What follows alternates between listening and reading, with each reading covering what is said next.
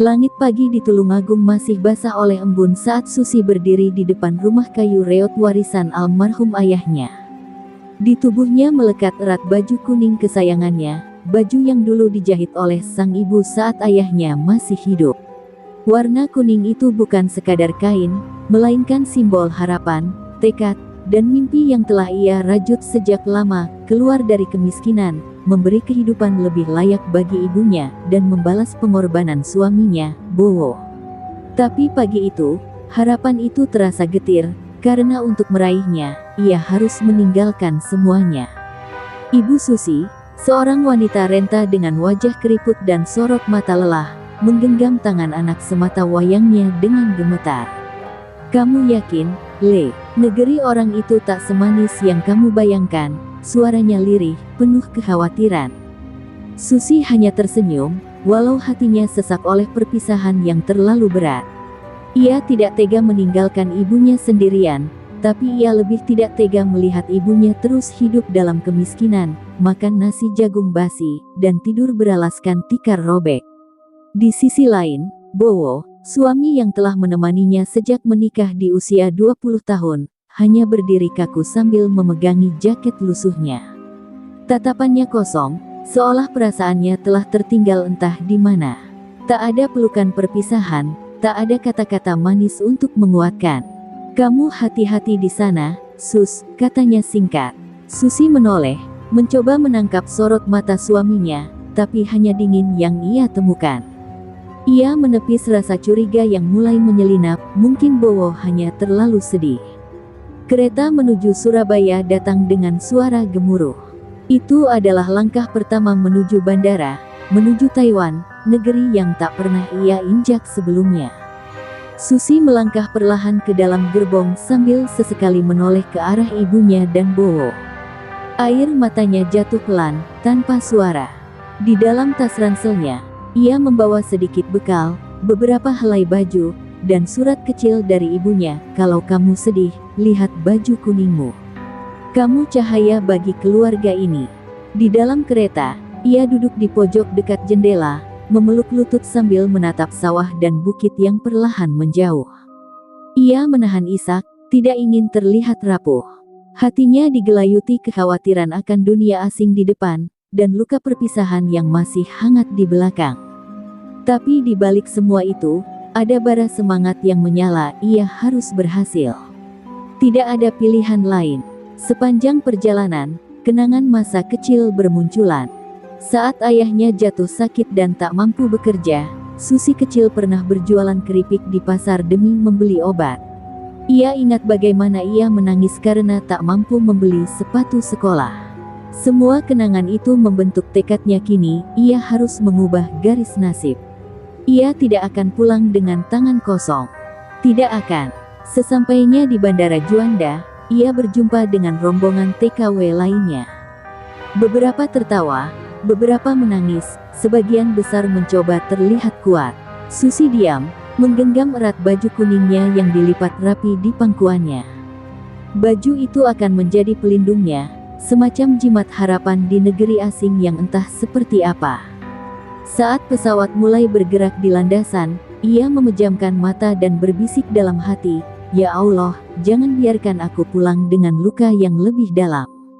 Dan di langit yang mulai cerah, pesawat itu membawa Susi pergi, meninggalkan kampung halamannya, cinta pertamanya, dan seluruh masa lalunya. Ia tidak tahu bahwa saat ia terbang tinggi dengan harapan, di bawah sana, seseorang mulai menanam benih pengkhianatan yang kelak akan menghancurkan hatinya. Taipei menyambut Susi dengan angin yang menggigit dan aroma asing yang menusuk hidung. Ia berdiri di bawah langit abu-abu, diapit bangunan tinggi yang terasa dingin dan tak ramah. Di bandara, seorang wanita paruh baya dengan rambut dicat pirang dan wajah penuh riasan menjemputnya tanpa senyum. "Cepat masuk mobil. Nama saya Meilan. Saya majikanmu," ucapnya kaku dalam bahasa Mandarin yang diterjemahkan sepintas oleh sopir. Susi hanya mengangguk, menahan degup jantung yang berdebar tak karuan. Mobil melaju melewati jalan-jalan ramai, lampu neon, dan orang-orang yang berjalan cepat tanpa menoleh. Susi duduk di kursi belakang, memandangi kota yang begitu asing, bertanya-tanya, apakah ia bisa bertahan di tempat seperti ini. Di pangkuannya, baju kuning itu masih dilipat rapi. Ia tidak berani memakainya di hari pertama kerja, tapi menyimpannya seperti jimat. Hanya benda itu yang terasa akrab di tengah dunia yang terasa membekukan hati. Rumah Meilan ternyata besar, bertingkat 2, tetapi terasa kosong. Meilan tinggal bersama ibunya yang sakit, pria tua yang hanya terbaring di ranjang dan mengerang setiap malam. Susi langsung diantar ke lantai bawah, ke kamar sempit tanpa jendela yang lebih mirip gudang. "Ini kamar kamu. Besok jam 5 pagi mulai kerja," kata Meilan dingin sebelum menutup pintu tanpa memberi waktu untuk bertanya. Hari-hari pertama berjalan seperti mimpi buruk yang panjang. Susi harus mengurus kakek sakit itu, membersihkan rumah, memasak makanan yang tak pernah ia cicipi sebelumnya, dan tidak diberi waktu istirahat cukup.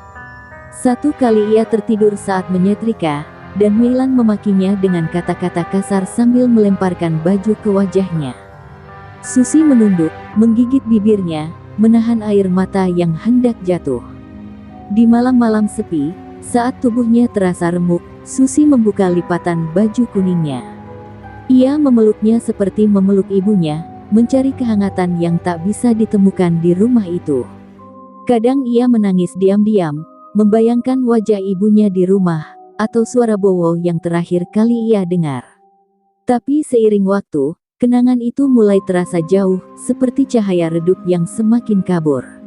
Suatu malam, kakek majikannya mengalami kejang hebat. Susi panik dan mencoba menelpon Meilan yang sedang di luar rumah. Tapi sang majikan malah berteriak dari ujung telepon, menyalahkannya karena tidak sigap. Setelah kejadian itu, Meilan makin keras padanya, bahkan mulai mengurangi jatah makan. Susi harus mencuri sisa roti dari meja dapur hanya untuk mengganjal perut. Ia merasa seperti budak, bukan pekerja. Namun, di tengah semua penderitaan itu, Susi tetap bertahan. Ia menulis surat untuk ibunya setiap akhir pekan, meski tak yakin surat itu akan sampai. Ia selalu menutup surat dengan kalimat, "Ibu, aku masih memakai baju kuningku, aku masih hidup." Itu cara satu-satunya untuk menjaga akal sehatnya tetap waras, agar ia tak hilang dalam kegelapan negeri orang. Dan pada malam ke-30-nya di Taiwan, Susi berdiri di depan cermin kecil di kamarnya. Ia mengenakan kembali baju kuning itu. Tubuhnya kurus, matanya sayu, tapi tatapannya keras. Ia menggenggam dada, berbisik pada dirinya sendiri, "Kamu tidak boleh pulang dengan tangan kosong. Tidak boleh." Tanpa ia tahu, pada saat yang sama di tanah air, Bowo sudah mulai jarang pulang ke rumah ibunya. Malam itu hujan turun deras di kota kecil tempat Susi bekerja. Suara tetes air yang menghantam atap membuat suasana makin sunyi. Di kamar sempit yang dingin, Susi duduk di lantai, menulis surat keempat untuk suaminya, Bowo. Tangannya gemetar, tinta pena sempat bercak karena air matanya yang jatuh tanpa ia sadari. "Mas, aku rindu. Aku harap kamu sehat. Aku titip ibu. Doakan aku kuat, ya. Dari istrimu yang sedang belajar bertahan." Surat itu dilipat hati-hati, disisipkan ke dalam amplop putih bersama lembaran kecil uang hasil keringat sebulan yang ia sisihkan diam-diam. Sudah 3 bulan berlalu sejak ia menginjakkan kaki di Taiwan, dan belum sekalipun Bowo membalas surat-suratnya. Awalnya ia maklumi, mungkin kantor pos telat mengantar, mungkin Bowo sedang sibuk. Tapi kini, hatinya mulai diterkam ragu. Ia masih menyimpan semua suratnya sendiri, menyalin isinya di buku kecil agar tak lupa. Setiap kalimat itu ia tulis dengan harapan, tapi semakin lama, harapan itu seperti layu. Di sela kesibukannya, Susi selalu menunggu waktu libur untuk ke agen, berharap mendapat kabar dari kampung. Tapi tak ada apapun. Tidak sepucuk surat, tidak sepatah kabar dari Bowo atau ibunya. Ia bertanya pada staf agen, dan dijawab singkat, "Belum ada kiriman buat kamu." Lalu ia pulang sambil menahan tangis, membawa kantong plastik berisi mie instan murah dan 1 sabun cuci bekas pakai. Susi mulai bertanya dalam hati, kenapa Bowo tak pernah membalas? Apakah ia marah karena ia pergi? Apakah ia merasa ditinggal? Tapi bukankah semua ini demi mereka? Bukankah ia yang meminta Susi pergi, agar bisa merenovasi rumah dan mengobati ibunya yang sakit-sakitan? Pikirannya kalut. Setiap kali mengingat wajah suaminya yang dingin saat perpisahan, hatinya seperti diremas dari dalam. Ia berusaha mengalihkan pikirannya dengan bekerja lebih giat. Ia menggosok lantai rumah Meilan sampai bersih mengilap, mencuci spray dengan tangan sendiri meski sudah ada mesin. Meilan mulai mempercayainya, memberi sedikit tambahan uang jajan. Tapi semua itu tidak mengobati perasaan kosong yang makin membesar dalam hatinya. Surat-surat tanpa balasan itu kini seperti luka yang terus menganga. Suatu hari, Lina, teman sesama TKW dari Kediri, datang ke rumah majikan lain yang tak jauh dari tempat Susi. Mereka bertemu di warung kecil, dan disitulah Susi membuka isi hatinya. "Lina, kenapa suamiku nggak pernah balas suratku?" "Ya," tanyanya lirih sambil menatap teh hangat di gelas plastik. Lina hanya diam, menatap Iba. Ia ingin berkata sesuatu, tapi menahan diri. Belum saatnya, pikir Lina. Tapi hatinya terasa sesak, karena diam-diam ia tahu apa yang terjadi di kampung. Susi kembali ke rumah malam itu dengan langkah lunglai. Ia membuka surat kelimanya, yang belum sempat dikirim. Ia hampir saja merobeknya, tapi tangannya berhenti. Ia kembali membaca isinya, kali ini dengan suara lirih, sambil menahan tangis. "Mas, jika kamu tak ingin menulisku lagi, tidak apa-apa. Tapi tolong, jagalah ibu. Aku hanya ingin tahu kalian baik-baik saja." Surat itu tetap ia kirimkan, meski di dalam hatinya, sesuatu sudah mulai retak. Dan pada malam yang sepi itu, Susi kembali mengenakan baju kuningnya. Ia berdiri di depan cermin kecil kamar, memandang bayangan dirinya yang mulai tirus, matanya sembab. "Kamu harus kuat," katanya pada dirinya sendiri. Tapi dalam hatinya, bisikan lain muncul, lebih dingin dan menyakitkan, bagaimana jika dia memang sudah melupakanmu? Hari itu, langit Taiwan mendung seperti hati Susi. Setelah membersihkan rumah dan memberi makan kakek majikannya, ia mendapat izin langka dari Meilan untuk keluar selama 2 jam. Lina menjemputnya di halte depan dengan wajah yang tampak lebih serius dari biasanya. Mereka berjalan ke taman kecil di belakang toko roti, duduk di bangku kayu yang menghadap kolam ikan. "Sus," ucap Lina pelan, menunduk sambil memainkan ponselnya, "ada sesuatu yang harus kamu tahu. Tapi tolong, kamu kuat, ya." Susi mengerutkan kening. "Apa, Lin? Katakan saja." Hatinya berdebar tak karuan. Lina menghela napas panjang, lalu membuka galeri ponselnya.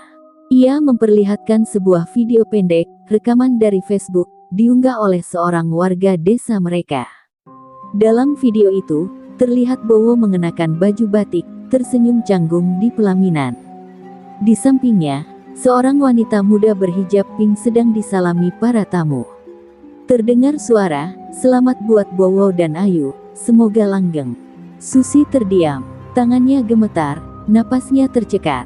Dunia seolah berhenti berputar. Itu kapan?" Suaranya nyaris tak terdengar. Lina menelan ludah. 2 minggu yang lalu, Sus. Aku juga baru tahu. Aku nahan ini dari kamu karena aku nggak mau kamu jatuh di tengah kerja begini. Tapi aku nggak kuat lihat kamu terus kirim surat ke dia." Susi memalingkan wajah, air matanya jatuh tanpa suara. Hatinya seperti diremukkan palu. Selama ini, selama ia bersimbah peluh dan menahan rindu, suaminya justru menikah lagi. Tubuh Susi menggigil. Ia ingin menjerit, tapi suara tercekat di tenggorokan. Ia merasa dikhianati habis-habisan. Semua pengorbanannya, semua rasa rindunya, semua harapan dalam setiap lembar surat, hancur tak bersisa. Ia teringat janji Bowo sebelum ia berangkat, "Aku tunggu kamu, Sus. Demi ibu, demi kita." Kata-kata itu kini terdengar seperti racun. Sejak awal, mungkin Bowo memang tak pernah benar-benar berniat menunggu. Dalam diam, Susi berdiri dari bangku. Ia berjalan menjauh dari Lina, menyusuri jalan setapak dengan langkah goyah. Lina mengejarnya, tapi Susi mengangkat tangan, memberi isyarat untuk tidak diikuti. Ia butuh sendiri. Ia butuh waktu untuk mengumpulkan sisa-sisa kekuatan yang baru saja dihancurkan oleh kenyataan paling pahit dalam hidupnya. Kepalanya pening, dadanya nyeri. Tapi ia tahu, ia harus kembali bekerja. Tidak ada waktu untuk tumbang. Malam itu, di kamar sempitnya, Susi kembali menatap baju kuning yang tergantung di balik pintu. Ia mengenakannya perlahan, lalu duduk bersila di lantai, memeluk lutut. Tangisnya pecah. Baju itu kini terasa berat, bukan lagi sebagai jimat harapan, melainkan kain luka yang membalut tubuh rapuhnya. "Kenapa, Mas, kenapa kamu tega?" Isaknya lirih. Tapi tak ada jawaban. Hanya dinding dingin dan cahaya lampu redup yang menemaninya malam itu. Namun, di tengah tangis dan luka, sesuatu dalam diri Susi mulai berubah. Ada bara kecil yang mulai menyala. Ia sadar, ia telah kehilangan cinta, tapi bukan dirinya. Ia mungkin telah dikhianati, tapi itu bukan akhir dari segalanya. Ia telah bertahan sejauh ini, bukan untuk dipatahkan oleh laki-laki yang tak tahu berterima kasih. Perlahan, ia menghapus air matanya, menggenggam ujung baju kuningnya, dan berkata dalam hati, "Mulai malam ini, aku hidup bukan lagi untuk dia, tapi untuk diriku sendiri." Dan malam itu, untuk pertama kalinya sejak tiba di Taiwan, Susi berhenti menulis surat. Ia menyimpan semua suratnya dalam satu kotak kecil, lalu menguncinya. Ia tidak akan mengemis cinta. Ia tidak akan menunggu balasan dari seseorang yang sudah memilih pergi. Kini, ia akan bekerja bukan untuk pulang membawa senyum untuk suaminya, tapi untuk bangkit, membangun hidupnya sendiri. Hari-hari setelah kebenaran itu bagai hujan badai yang tak kunjung reda di hati Susi. Namun, ia tak lagi menangis. Ada sesuatu yang mati dalam dirinya sejak malam itu, dan yang tersisa hanyalah tekad. Ia mulai bekerja lebih keras, lebih tenang, dan lebih dingin. Setiap pagi ia bangun sebelum fajar, membersihkan rumah, mengganti popok kakek Meilan, menyikat lantai, mencuci pakaian hingga tangannya pecah-pecah. Semua ia lakukan dalam diam. Tanpa keluh, tanpa harap, Meilan dan keluarganya mulai menyadari perubahan itu. Susi kini tak banyak bicara, tak pernah lagi meminta libur, tak pernah lagi bertanya soal surat atau telepon ke kampung. Ia seolah menjelma jadi mesin yang bergerak terus, tanpa hati, tanpa rasa. Tapi sesungguhnya, di dalam dirinya, luka itu terus bekerja membentuk sesuatu, kekuatan, ketabahan, kebangkitan. Ia sudah tidak lagi hidup karena cinta. Ia hidup karena harga diri. Di suatu malam ketika Meilan marah karena termos pecah, Susi hanya menunduk dan berkata lirih, "Maaf." Tapi dalam hatinya, ia berbisik, "Tak ada lagi yang bisa menyakiti aku. Bahkan dunia sekalipun." Ia mulai menyisihkan uang lebih banyak, menyimpan setiap lembar hasil jerih payahnya di dompet kecil yang ia jahit sendiri. Setiap lembar itu seperti batu bata yang ia kumpulkan untuk membangun kembali masa depan yang hancur. Lina, yang selalu menjadi sahabatnya, mulai khawatir. "Sus, kamu jangan matiin hatimu kayak gini," katanya satu malam. Tapi Susi hanya tersenyum tipis. "Aku nggak mati, Lin. Aku cuma belajar jalan sendiri. Sekarang aku tahu, satu-satunya yang nggak akan ninggalin aku, ya diriku sendiri." Kata-katanya dingin, tapi dari sorot matanya, Lina tahu, Susi sedang bertransformasi. Susi mulai belajar bahasa Mandarin dari televisi dan brosur. Ia mencatat kata-kata baru di buku saku, menghafalnya setiap malam sebelum tidur. Ia ingin suatu hari bisa bekerja tanpa penerjemah, bisa bicara langsung dengan majikan lain, bisa naik level. Ia tak mau jadi TKW selamanya. Ia ingin suatu hari bisa buka usaha sendiri. Mimpi itu kecil, tapi kini menjadi satu-satunya yang membuatnya tetap berdiri. Dan ketika suatu hari majikan membawa Susi ke pasar tradisional Taiwan, ia berdiri lama di depan kios yang menjual gorengan. Aroma tahu isi dan cakwe mengingatkannya pada masa lalu, pada masa ketika ia dan Bowo pernah bermimpi punya warung sendiri. Tapi kali ini, ia tersenyum. Bukan senyum rindu, tapi senyum yakin. Aku bisa wujudin itu, tanpa dia sekalipun, pikirnya. Malam itu, Susi kembali menatap baju kuningnya. Ia sudah tidak mengenakannya setiap hari. Kini, ia menyimpannya dalam lemari dengan rapi, bukan sebagai jimat, tapi sebagai simbol. Simbol bahwa ia pernah jatuh, pernah dihancurkan oleh cinta yang salah, tapi memilih untuk bangkit. Ia mengusap kain itu perlahan. Terima kasih, sudah menemani aku sampai titik ini. Dan untuk pertama kalinya sejak ia tahu pengkhianatan itu, Susi tersenyum tulus. Bukan karena hatinya telah pulih, tapi karena ia tahu ia akan baik-baik saja. Ia akan pulang suatu hari nanti, bukan sebagai wanita yang ditinggalkan, tapi sebagai wanita yang berhasil berdiri tegak, dengan luka yang telah berubah menjadi kekuatan. Susi baru saja selesai mencuci tirai jendela ketika ponselnya bergetar. Pesan dari nomor tak dikenal masuk dengan kalimat singkat, "Susi, ini aku, Mbak Rumi tetanggamu. Pulanglah kalau bisa. Ibumu sakit." Dunia Susi mendadak gelap. Tangannya gemetar memegang ponsel. Udara terasa menipis. Ia duduk di lantai dapur, membisu. Hatinya langsung ditarik jauh ke kampung halaman, rumah tua beratap seng, suara ibu yang selalu menyebut namanya dalam doa malam, dan janji yang belum sempat ia tepati, membelikan ibu kursi roda. Hari itu juga Susi meminta izin pada Meilan untuk menelepon ke kampung. Setelah menunggu hampir sejam, ia akhirnya bisa berbicara dengan Mbak Rumi lewat video call. Di layar, terlihat wajah ibu yang sangat kurus, terbaring lemah di dipan bambu. Matanya terbuka setengah, napasnya terengah. "Sus, anakku," suara ibu nyaris tak terdengar, seperti bisikan dari dunia yang perlahan menjauh. Susi menahan air mata sekuat tenaga. Tangannya meraba layar seolah bisa menyentuh wajah ibu. "Ibu, aku pulang, ya. Tunggu aku, Bu, tolong jangan pergi dulu." Susi berusaha bicara tegas, tapi suaranya pecah. Mbak Rumi hanya mengangguk lirih, ikut menangis. "Sudah seminggu ini ibumu nggak mau makan, Sus. Tiap hari manggil namamu. Dia nggak tahu kalau Bowo udah nikah lagi. Aku juga nggak tega ngasih tahu." Kalimat itu seperti panah yang menancap di dada Susi. Antara marah pada nasib, dan bersalah karena memilih pergi. Malam itu, Susi tak bisa tidur. Ia membuka kembali dompet kecil berisi uang simpanannya. Jumlahnya belum cukup untuk tiket pulang dan biaya karantina. Tapi waktu tak akan menunggu. Ia memberanikan diri menghubungi agen, mengajukan cuti darurat. Prosesnya tak mudah.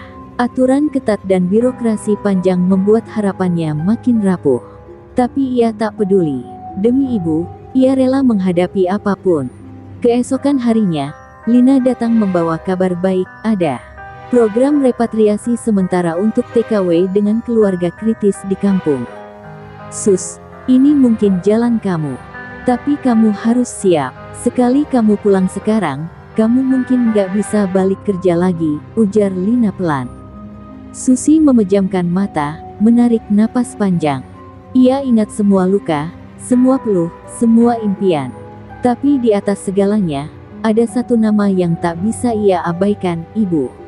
Susi menulis surat terakhir malam itu. Bukan untuk Bowo, bukan untuk siapa-siapa, tapi untuk dirinya sendiri. Isinya doa, janji, dan pengingat bahwa hidup ini penuh luka, tapi kasih ibu adalah satu-satunya cahaya yang tak pernah redup. Ia melipat surat itu dan menyelipkannya ke dalam baju kuning yang kini akan ia kenakan sekali lagi, untuk perjalanan pulang. Di bandara, saat menunggu jadwal kepulangan, Susi duduk menatap langit. Ia melihat awan menggumpal, seperti wajah ibu yang selalu tersenyum meski sakit. Di sekelilingnya banyak TKW lain yang juga pulang, dengan cerita masing-masing. Tapi tak ada yang tahu, di balik wajah tegar Susi, ada tangis yang tak sempat tumpah. Ia hanya ingin satu hal, memeluk ibu sebelum semuanya terlambat. Dan ketika pesawat lepas landas, Susi menggenggam erat baju kuning di dalam ranselnya.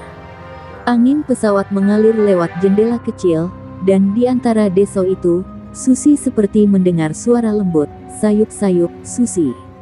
Ibu tunggu, nak." Pesawat mendarat di Bandara Juanda saat langit Jawa Timur diguyur hujan. Tangis langit seolah menyambut kepulangan Susi yang menggenggam tas kecil berisi satu-satunya harta berharganya, baju kuning dan amplop berisi uang sisa tabungan. Tubuhnya lelah, wajahnya pucat, tapi langkahnya tak gentar. Ia naik bas kecil ke kampung, menyusuri jalan-jalan basah dengan hati berkecamuk. Setiap detik terasa seperti penghabisan waktu, dan ia hanya berdoa agar tak terlambat. Saat Susi sampai di depan rumah, suasana sepi. Hujan masih rintik-rintik. Ia membuka pagar kayu yang sudah lapuk dan langsung mendengar suara tangis pelan dari dalam rumah. Jantungnya berdentum keras. Ia lari, membuka pintu rumah yang tidak dikunci. Di dalam, Mbak Rumi sedang duduk di samping ibu, yang terbaring lemah dengan napas terengah, matanya separuh terbuka. "Ibu, ini aku, Susi," jeritnya parau, langsung bersimpuh di samping dipan. Ibu membuka matanya perlahan, menatap dengan pandangan samar. Bibirnya bergetar, seolah tak percaya. "Susi, anakku," suara itu lirih, seperti angin terakhir dari hidup yang nyaris padam. Susi memeluk tubuh ringkih itu, mencium tangan yang dulu membesarkannya. Tangisnya pecah, air matanya membasahi pipi ibunya yang dingin. "Maaf, Bu, maaf aku telat. Aku pulang, Bu, aku pulang." Ibu tersenyum lemah. "Kamu cantik sekali, nak." Dengan baju kuning itu, ia mengangkat tangan dengan sisa tenaga, menyentuh rambut Susi yang basah karena hujan. "Ibu, bangga, kamu kuat." Suara ibu makin pelan. Susi memeluknya erat, tak ingin melepaskan. Dunia di sekelilingnya membeku. Tak ada lagi suara kecuali detak jantung yang tak serasi antara ibu dan anak yang dipisahkan jarak, waktu, dan derita. Beberapa menit kemudian, tubuh ibu melemas di pelukannya. Nafas itu berhenti.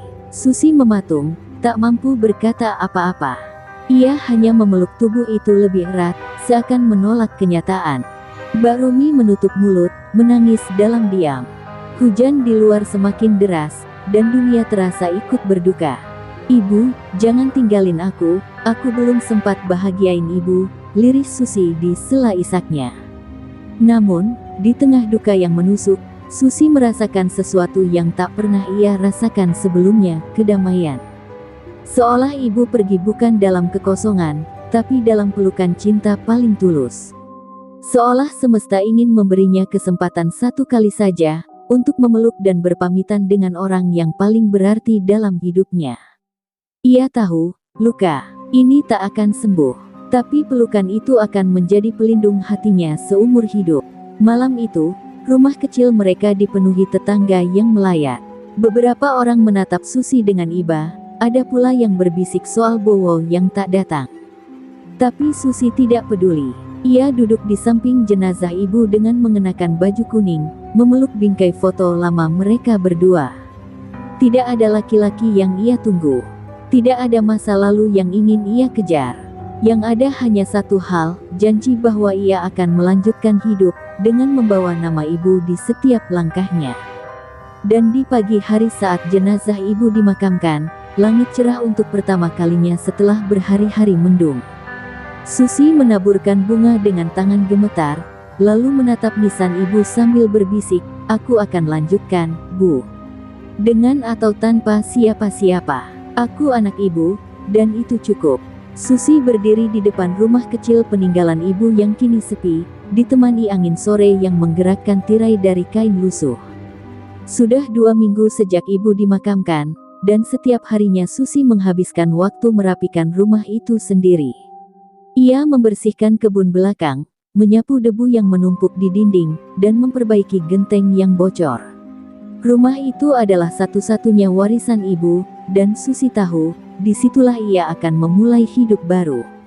Bukan dari nol, tapi dari luka yang sudah ia terima dengan ikhlas. Tak sedikit tetangga yang menyarankannya untuk menikah lagi, mencari pengganti Bowo, atau kembali ke luar negeri untuk bekerja. Tapi Susi hanya tersenyum. Ia tahu, jalan hidupnya kini bukan lagi bergantung pada orang lain. Di dalam dirinya telah tumbuh akar yang kuat, yang bertahan meski diterpa badai. Ia tak ingin mencari pelarian, tapi ingin menciptakan pondasi baru dari tanah sendiri, dari kampung sendiri, tempat di mana air mata dan cinta ibu pernah jatuh. Satu pagi yang cerah, Susi membuka warung kecil di teras rumah.